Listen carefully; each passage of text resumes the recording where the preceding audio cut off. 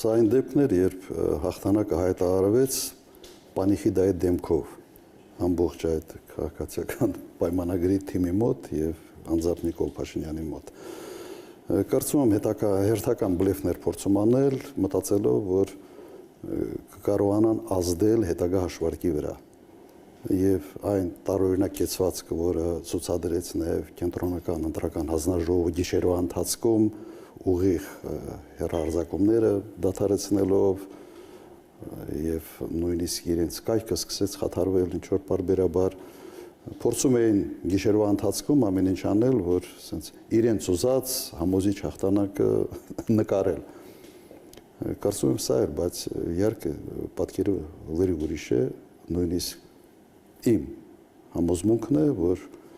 առնվազն մի 10% իրենք տարբեր հնարքներով ավելացրել են։ Ամեն դեպքում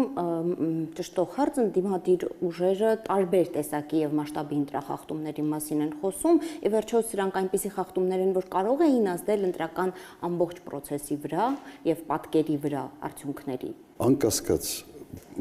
ընտրական գործընթացը դա միայն ընտրությունների օրը չի, դա ամբողջ գործընթացն է մինչ ընտրությունները նաեւ եւ քարոզարշավը եւ միջ քարոզարշավը եւ խախտումները աննախադեպ խախտումներ էին այդ ընթացքում եւ այդ խախտումները անկասկած ամեն մի խախտումների բլոկ կարող էր ազդեցություն ունենալ վերջնական արդյունքների վրա։